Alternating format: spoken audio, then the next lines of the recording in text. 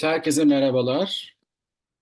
Dale Merhaba. Carnegie olarak 3 yıldan uzun bir zamandır bu Lunch and Lead adıyla düzenli olarak yaptığımız öğlen sohbetlerimizin bugünkü oturumunda konumuz eğitim ve gelişim alanındaki yeni trendler. Bugün bu konu özelinde konuşacağız, sohbetimizi yapacağız.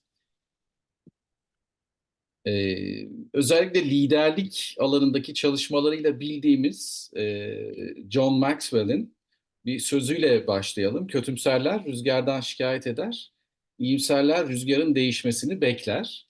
Liderlerse yelkenlerini ayarlar.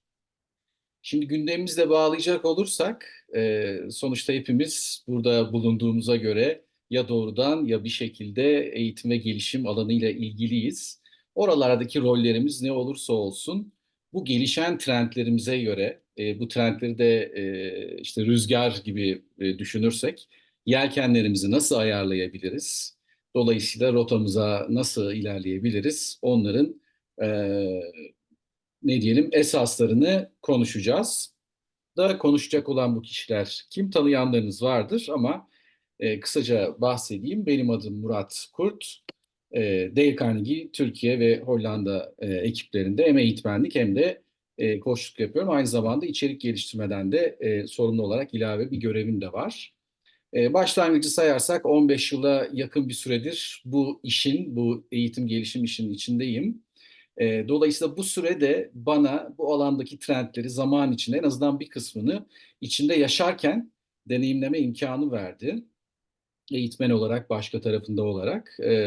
Dolayısıyla hani bugün de hem bir takım gelişmeleri, dünyadaki trendleri hem de zamanımıza el verdiğince kendi tecrübelerimizden bahsedeceğiz. Partnerim Deniz. Deniz, sen de istersen kısaca kendinden bahset. Merhaba herkese. Deniz Uzuner ben de. Ben de Dale Carnegie Akademi'nin hem eğitmenlerinden biriyim hem de Dale Carnegie Türkiye'nin satışlarından sorumluyum. O yüzden hem eğitmen bakış açısıyla hem de müşterilerimizden aldığımız geri bildirimlerle bu trendleri birleştirip nereye doğru esiyor rüzgar ve yelkenleri nasıl ayarlayacağız? Murat'la beraber onu tartışıyor olacağız bugün. Peki neyi tartışacağız? Onlardan da kısaca bahsedelim. Şimdi 5 tane başlık görüyorsunuz. Şöyle bir toparlayacak olursak, bireyselleştirilmiş öğrenme ve gelişim planları. Bu her zaman zaten gündemde olan bir şeydi. Ama artık bugün çok daha gündemde. İşte bunun arkasındaki mantık nedir? E, Onları konuşacağız. Teknoloji kaçınılmaz bir şekilde işin içine girdi. Daha da çok girecek gibi görünüyor. Şu an içinde yaşarken belki çok farkında değiliz. Bundan belki yıllar sonra dönüp baktığımızda yaşadığımız şeyin ne kadar e, böyle çığır açıcı şeyler olduğunu belki o zaman görebileceğiz. Ama şu andan neler gözüküyor onları bir konuşacağız. Liderlik ve yönetim eğitimleri yine vazgeçilmezimiz. Onların üstündeki etkiler, trendler, burada neler oluyor, neler bitiyor. Blended eğitimler hakeza bir başka önemli konu başlığımız. Micro learning onun içinde veya kenarında yanında yine bir önemli başlığımız. Ve artık her yerden duymaya başladığımız profesyonellerden, bu konuda saha araştırması yapanlardan bu çalışan tükenmişliği, buradaki trendler nereye gidiyor, neler yapılabilir onları da konuşacağız. Tabii konuşacağız dediğim bunları aslında bir görüntü olarak konuşacağız. Yarım saatte bunların hepsinin derinlemesine inme şansımız yok ama gündemleştirmek istiyoruz. Üzerine fikirleşmek istiyoruz. O çerçevede isterseniz hemen şöyle bir bireyselleştirilmiş öğrenmeyle başlayalım. Deniz, ne dersin? Buradaki bu zaten hep gündem dedik ama bugünü konuşacak olursak bugün ne farklı burada? Talepler ve trendler ne yönde? Dediğim gibi daha önce de hep konuştuğumuz şey ihtiyacı özel tasarlanmış kişiye uygun eğitimler ne kadar gerçekleştirildi bugüne kadar ayrı bir mesele ama artık günümüzdeki hızın artması, değişimin artması, pozisyon, rol, görev gibi tanımların ortadan yok olmasıyla atama usulü dediğimiz eğitimin herhalde bittiği yerde olduğumuz gözüküyor. Çünkü bir herhangi bir pozisyona yetkinlik belirleyip bununla ilgili beslemek hem farklı farklı ihtiyacın farklı yerlerinde olan bireyleri tatmin etmiyor. Hem de her pozisyonun istediği yetkinlik neredeyse 2 ayda bir, 3 ayda bir değişiyor. O yüzden çalışanlara da sorduğumuzda benim ihtiyacım olan, İstediğim zaman ulaşacağım ve istediğim hızda tüketebileceğim eğitim programları istiyoruz diyorlar. Ne şahane. Neden?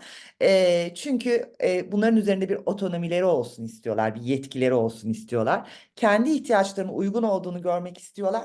Sürekli gelişim ihtiyacı, istedikleri an ulaşmayı ve hemen o an bilgiyi alıp kullanmayı mecbur hale getiriyor. Yani herkesin kendine has bir yolculuğunun olduğu bir dünyaya doğru gidiyoruz. Türkiye'de de böyle, dünyada da böyle trend, ama mevcut duruma baktığımız zaman nedir dediğimizde elimizde hani bir Türkiye verisi var.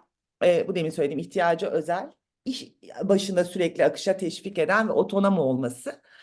Şimdi diyorlar ki LND'ler 2021 TGEP araştırmasında pozisyon diyor yalnız. Burası biraz soru işareti. Biz pozisyonların %68'i için gelişim alanlarını ve gelişim yolculuklarını belirledik diyorlar. Çalışana gidip sorduğunuzda, benim gelişim planım mı var?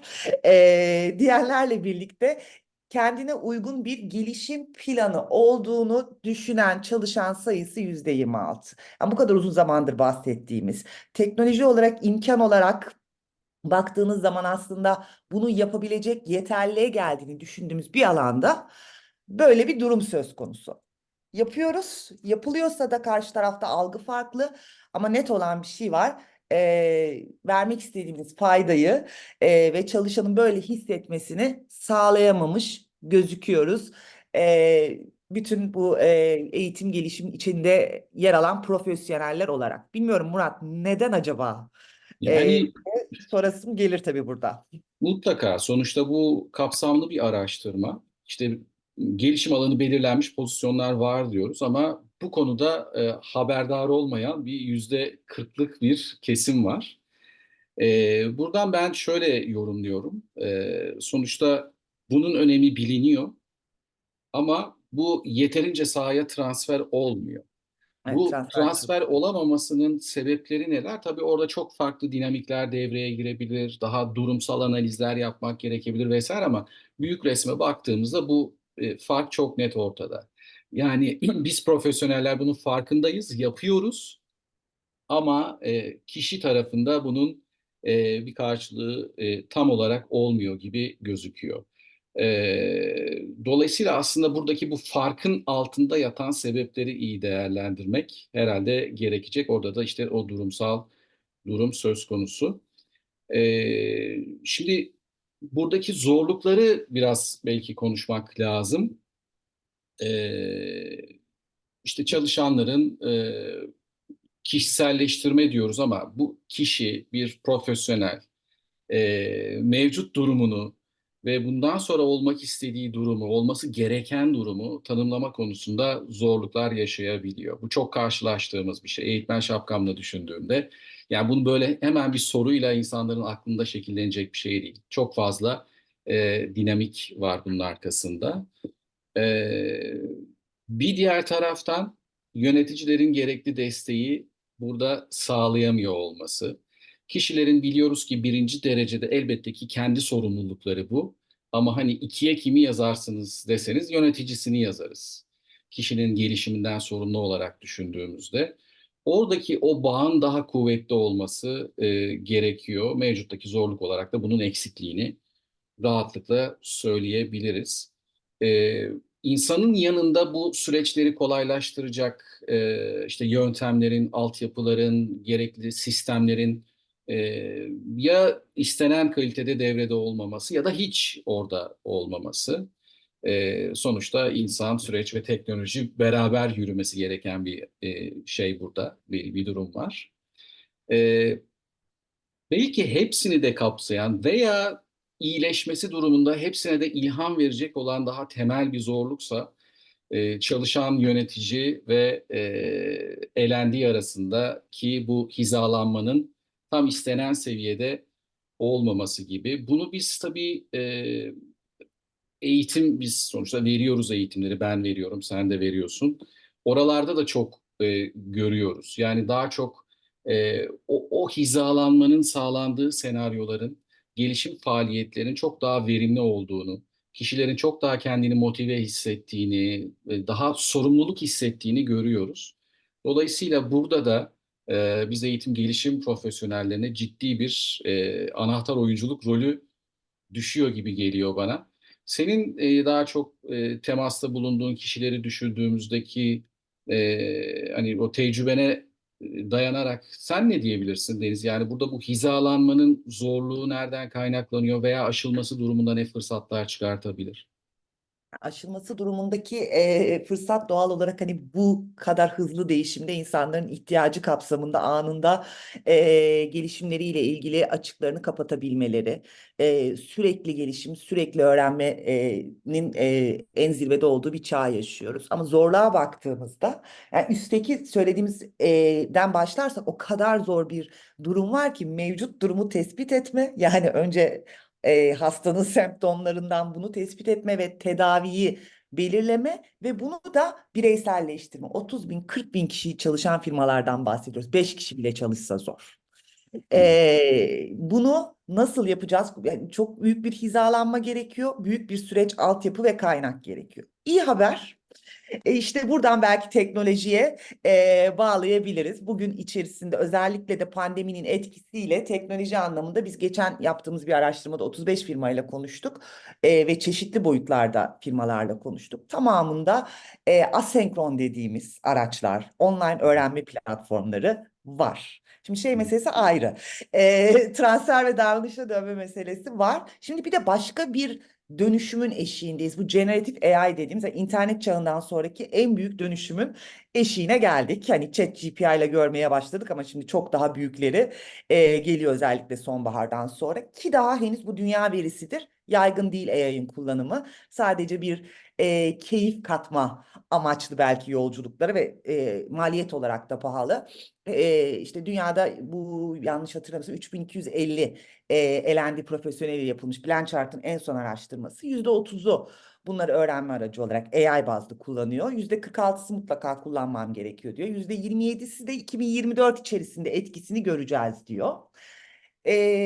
Şimdi Türkiye verisine baktığımızda aynı bir sonrakinde olması lazım. Bu yine TGEB'in verisi. Eğitim, videolar, sosyal öğrenme platformları, destekleyici araçlar bütün kurumlarda var. Sanal gerçeklik, arttırılmış gerçeklik dediğimiz asıl en ileri seviyesi daha henüz düşük seviyede gözüküyor. Şimdi ben niçin bunu söylüyorum? Şimdi bu kadar bireysel gelişim yolculuğunu yapmanın bu kadar zor olduğu bir yerde bu generatif AI işin içine girince ne yapacaksın? Mesela Deniz Uzuner olarak ne değişecek benim hayatımda Murat? Nasıl bir fayda sağlayacak? Şimdi birey merkezli bakmaya başlıyorsun bir kere. Generatif AI dediğimiz hani tanım olarak zaten kullanıcının tetiklediği ve Evet, bu yapının da içerik ürettiği bir durumu evet. konuşuyoruz. İşte imaj üretiyor, içerik üretiyor, know-how üretiyor, istediğiniz her şeyi üretebiliyor ama sonuçta sen tetikliyorsun bunu. Şimdi Aynen. bunun eğitim gelişim dünyasındaki karşılığı Deniz Uzuner'in bir profesyonel olarak eğitim gelişimindeki katkısı ne olur? Yani çok fazla şey olabilir açıkçası. Yani hatta öyle olabilir ki senin adeta bir böyle Evet. kitabını Yani bu 3 dakikada üretebilir. biraz daha uğraşsaydı benim kitabımı yazıyordu Murat. Yani hani gelişim yolculuğumu yani bu veriyi verdiğiniz zaman şurada şu an onun eşiğindeyiz zaten ve çok az bir zaman sonra bunu verebilecek seviyede. Hani o nasıl gelişim yolculuğunu oluşturacağım? Kontenti ne dediğiniz zaman bunu verebilecek seviyeye çok yaklaşmış durumdayız. Evet, yani o alt tarafta görüyorsunuz hani Dale Carnegie özelleştirilmiş içerik diye yazıyor. Hani bu bir şey. Diyelim ki vizyon olsun Dale Carnegie için. Şu an için böyle bir şey yok. E, Ama çok rahatlıkla bugünkü teknolojiyle hani doğru tetiklemelerle Deniz Uzuner için mevcut rolü için, olmak istediği rol için, yapmak istedikleri için bütün bunlar iyi bir şekilde girildiğinde böyle bir yol haritası. Sadece yol haritası değil, o haritanın her bir istasyonundaki neler yapması gerektiğiyle ilgili tam tekmil bir rehber hazırlayabilir belki. O Fakat bu zaman bize yeterli olur mu? ya da biz işsiz kalır mıyız? Yani çok net Evet. olarak bu kitabı verdiğimizde bu iş bitiyor o zaman. Hani öyle bekliyoruz ya, AI geliyor, bunu veriyoruz ve insanlar anında yolculuklarını hemen sindirip takır takır takır ihtiyaca göre kendilerini geliştirmeye başlıyorlar bu senaryoda. Ne dersin Murat? E, Öyle olur mu? Hani bu biraz böyle fütüristik bir filmde belki ileride insan kültürü iyice değişince belki devreye girebilir ama hani şu anın Bence. gerçekliğinde Evet. baktığımızda yine eğitmen şapkamla hani içerik üreten şapkamla baktığımda burada mutlaka bir insan dokunuşuna, insanın bu işi koordine etmesine ihtiyaç olacak gibi gözüküyor. Yani çok basit bir şey söyleyeyim. Ne bileyim herhangi bir gelişim faaliyetinin içindeyiz. Diyelim ki hani normal klasik bildiğimiz sınıf içi bir e, etkin eğitimin içerisindeyiz.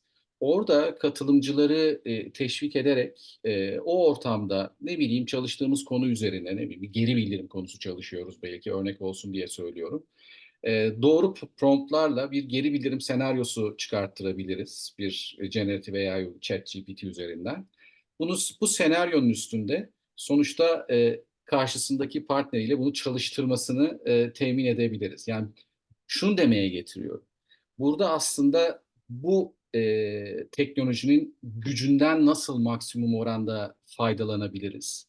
Bu ikisini insan dokunuşunu ve teknolojiyi nasıl bir araya getirip işte klasik şeydir yani bir artı birin 3 ettiği o sinerji durumu. Bunu nasıl yaratabiliriz? Herhalde farkı yaratacak olan bu gibi gözüküyor şu an ve bundan sonraki kısa orta vadede. Şimdi kesinlikle hani oradaki bir sürü beklentinin ve şeyin de çok değişik bir yola girdiği dönemdeyiz. Hani bizim veriler de var.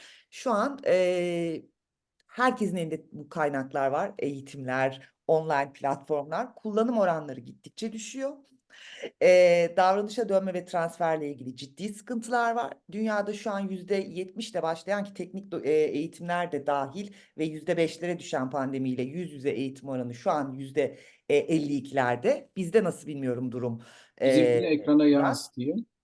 Evet, %63 şu an ki %37 de aslında bizim asenkron değil, yine canlı eğitmenin olduğu eğitimleri gösteriyor. Yani bu insan dokunuşu ihtiyacı. Peki bu kadar veri bolluğu içerisinde bu kadar online eğitimler, asenkronlar, bütün bunları sağlamasına rağmen neden durum burada ve neden istediğimiz yerde değiliz?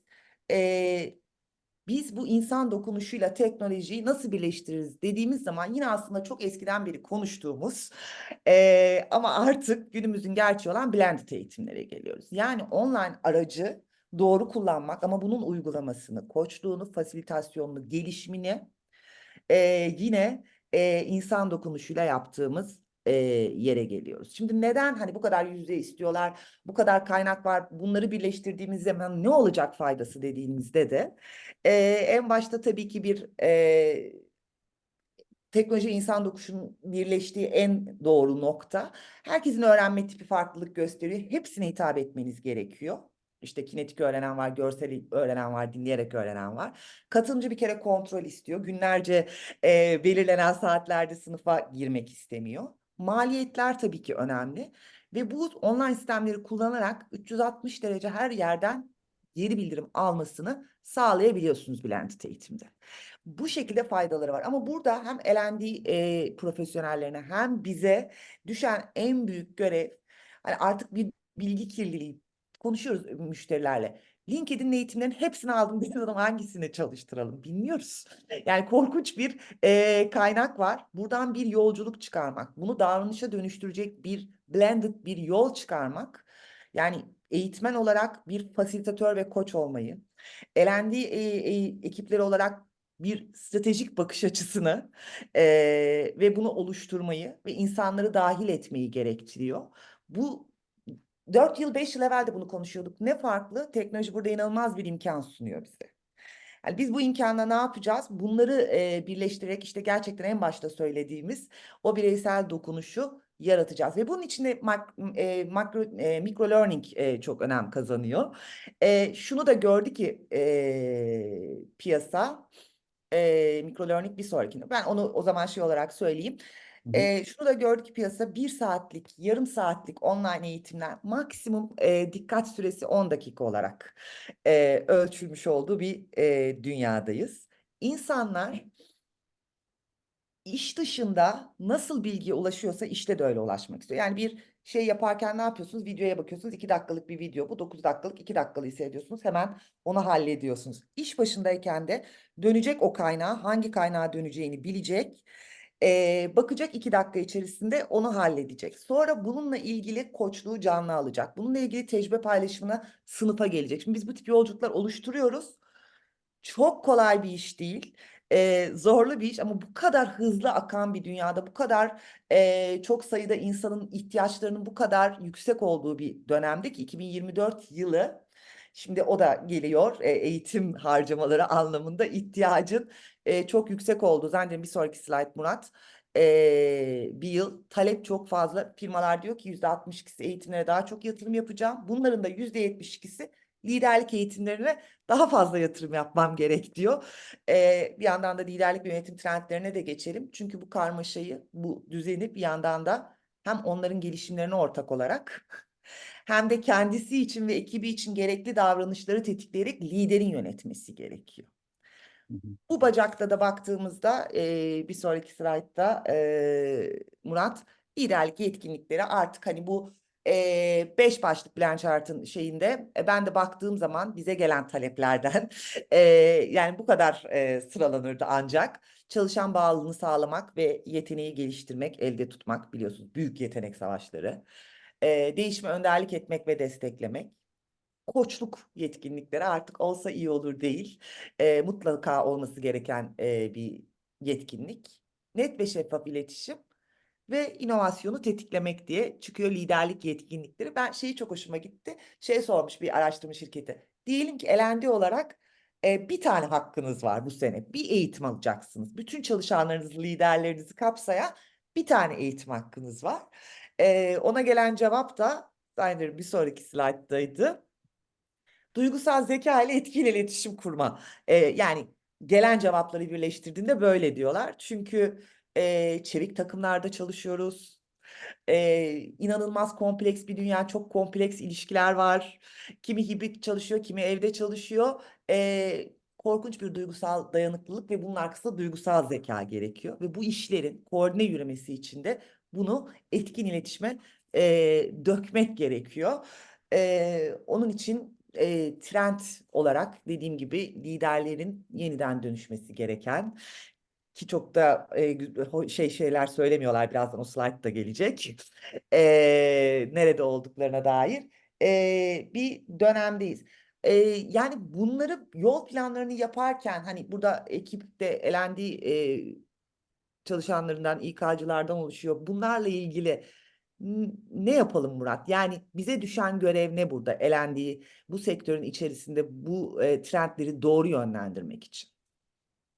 Ee, Şimdi işin tabii fırsat tarafına bakmak lazım ve o fırsatı yakalamak için neler yapmak gerekiyor ona bakmak lazım. Tabii ki yani şöyle genel bir bakış yaptığımızda bir kere inanılmaz bir şey var. Bir kaynak patlaması var, yöntem patlaması var.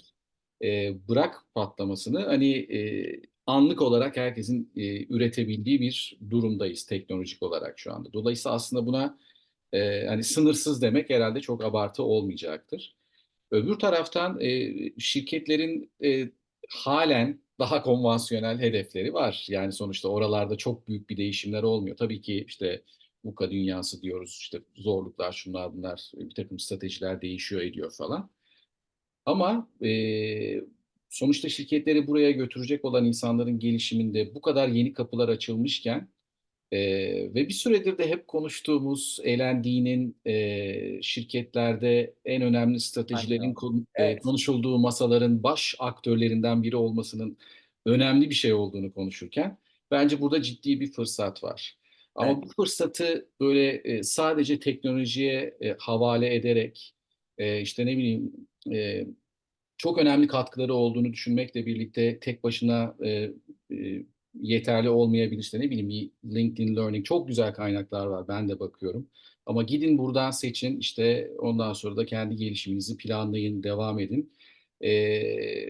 Senin biraz önce gösterdiğim kitabın gibi herkesin bir kitabı bile olsa onu sağlayabilmek Ya ben sana o çok kitabı bana kolay bir şey. versen ve bir daha bana sormasan bir sene ben Evet. bırakırım. Yani hani bu işin profesyoneli olarak. Yani burada koçluk, fasilitasyon, danışmanlık yani eğitmenlik ve learning and development işi de bambaşka bir yere doğru evriliyor. Yani bunun kurasyonu, bu yolculukların kurulması, oluşturulması ve beslenmesi tarafına doğru dönüşüyor. Tam onu diyecektim. Mesela geçenlerde böyle bir talep geldi. Orada bir kütüphaneden bir kaynak açılmış çalışan gruba. Aynı konuda bizden de bir gelişim programı istendi. Orada vardı zaten biz neyi farklı yapacağız, nasıl yapacağız? E, Orada seyrediyorlar, katılıyorlar, katılmıyorlar tam bilmiyoruz. Katılıyor olsalar bile siz sadece bunun uygulamasını yapın. Ama o da değil mesele. Orada ne seyrediyorlar, neye katılıyorlar? Hmm. Yani sizin kurumunuzla bu ne kadar konuşuyor? Hmm. Ee, Dolayısıyla orada hala bir tasarım, hala değil bence öncesine göre daha fazla bir tasarım gücüne, küratörlüğe senin az önce söylediğin gibi ihtiyaç var. Yani burada Yani Ellen yolculuk Leader'in için değil bence 2 günlük bir eğitim için. Hani geçen bir firmayla yaptığımız hatırlıyorsan performans görüşmesinde önceden bunu simüle edecekleri şekilde videolar gidip ondan sonra gelip sadece uygulama kısmını 2 saat 3 saat sınıfta yaptıkları. Ondan sonra testlerini elde aldıkları. Sonra çıkan açıklara göre tekrar geldikleri. Yani bize sonsuz aslında fırsat sunuyor ama çok önemli bir şey söyledi. Teknoloji şahane. Bırakalım o zaman. Buradan bundan sonra yürürüz meselesi daha çok kafalarını karıştırıyor ve daha çok soruyorlar. Benim bütün konuştuğum müşteriler bu sene online konuşmuyorum Deniz Hanım. Bu sene onları unuttuk. Onları bıraktık yüz yüze senesi ilan ettik gibi böyle bir soğuma da hissediyorum. Çok enteresan. şeye benzetiyorum ben bunu konuşmuştuk yine geçenlerde seninle. İşte 1900'lerin başında yaşayan bir insanın hayat Evet. boyu edindiği bilgiye bugün bir insan bir günde ve belki de bunu konuştuğumuzdan sonra zaman geçti bir saatte ulaşabiliyor. Ama soru şu mesela yani bir yandan düşünülmesi gereken taraf da şu. Acaba o gün o kişinin ulaştığı bilgi mi gerçekten ihtiyaç duyduğu ve doğru bir bilgiydi? Evet. Bugün bu kişinin mi? Şimdi bu dolayısıyla iki taraflı geliyor bu.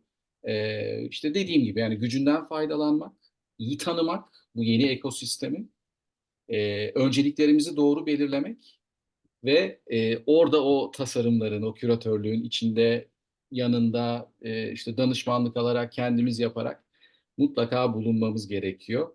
Ki en başta söylediğimiz kurum işte birim, birey hizalanmasını, elendi hizalanmasını çok daha rahat yapabilelim ve o stratejik kararların alındığı masada güçlü bir şekilde oturabilelim. Tabii bir de baktığımız zaman şartlar böyle. Değişim işte demin liderlik yetkinlikleri de çıktı ya duygusal zeka, değişimi yönetin, stresi yönetin. Hep bir yandan da dönüp bakalım insanların durumu ne? Yani burada hani söylemeden edemeyeceğim. Bütün kaynakları yurt dışından baktım. Çünkü hani Türkiye'de bunlarla ilgili kurumsal anlamda anlamlı bir araştırma bulamadım. Bulan olursa da bana gönderirse de çok mutlu olurum. E, çok bu yeni dünya hani VUCA'nın artık abarmış hali Bunny insanların üzerinde korkunç bir tükenmişlik getiriyor. Şimdi Gallup'un araştırmasının tam yılını bulamadığım için koymadım. e, Yaptığımız araştırmalar içerisinde araştırma yapmaya başladığımız tarihte itibaren stresin en yüksek olduğu yerdeyiz diyor. %77'si Large Employer Healthcare Strategy diye sadece bununla ilgili araştırma yapan bir kurum var dünyada. Çalışanların mental sağlık sorunu olduğunu, çalışanların mental sağlık sorunlarına ayrılan bütçelerin minimum %20 arttırılması gerektiğini söylüyor. Mental tükenmişlik mental tükenmişlik yaşayan çalışanların işten ayrılma olasılığı zaten ayrılması 4 katı. Bir de yöneticilerin durumu var. Durmadan yönetici bunu yönlendirsin, oraya hizalansın, bu yetkinlikleri kazansın, dönüşelim, teknolojiyle el ele tutuşalım derken yöneticileri diyorlar sizin durum nasıl? %75 diyor ki yönetemeyeceğim kadar çok sorumluluk altındayım ve aşırı yük hissediyorum. Şimdi böyle baktığınız zaman bu hani well-being dediğimiz, iyi olma hali dediğimiz, zihnimizi tanıma dediğimiz eğitimlerin, faydaların ya da sadece eğitim değil, desteklerin çok daha hızlı ve etkin verilmesi gereken ve bu işi kurumsal olarak ucundan tutulması gereken bir yerdeyiz. Ben naçizane hani gördüğüm bakış açısıyla bunlar yapılıyor. Ama bunların iş sonucuyla, bireysel gelişim yolculuğuyla çok nasıl diyeyim, köprüsü kurulmadan daha çok hani böyle de bir günümüz olsun, biraz rahatlayalım şeklinde henüz bizdeki anlayış. Bunu birebir nasıl Maslow'un en dibinde fiziksel ihtiyaçlar var ve bunu karşılamak durumundayız önce. Mental ihtiyaçlar da Maslow'un en dibinde. Bunu karşılamadan öbürlerini üstüne koymamız mümkün değil. Çünkü çanların çalma şekli endişe verici.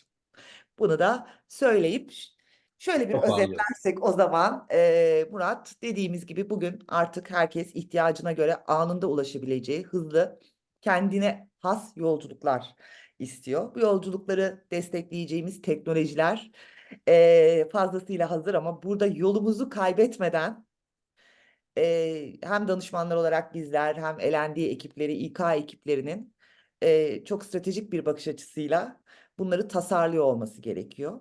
Özellikle liderlerin başta duygusal zeka olmak üzere bu değişimi kendileri ve ekipleri için doğru yönlendirebilecekleri yetkinliklere bir an önce erişmeleri gerekiyor ki özellikle liderler üzerindeki bu tükenmişliğin hem kurumsal hem bireysel olarak geri dönülemeyecek sonuçlara yol açmaması için. Bu yüzden de bizler artık eğitmenin dışında bir fasilitör, bir koç, bir kuratör, bu yolculukları yaratan, destekleyen, takip eden ekipler olarak çıkabilirsek, geliştirebilirsek kendimizi büyük de fırsatlar bizi bekliyor diyorum. Murat, var mı senin eklemek istediğin başka bir şey? Ben sizin şöyle güzel fotoğraflarınızla Evet. Daha bırakayım. da çok konuşmak istiyorsanız beni bıraksanız farkındasınız. Biz daha konuşuruz ama ne zaman isterseniz karşılıklı olarak bu sohbetleri yapmaktan, masaya yatırmaktan ihtiyaçlarınızı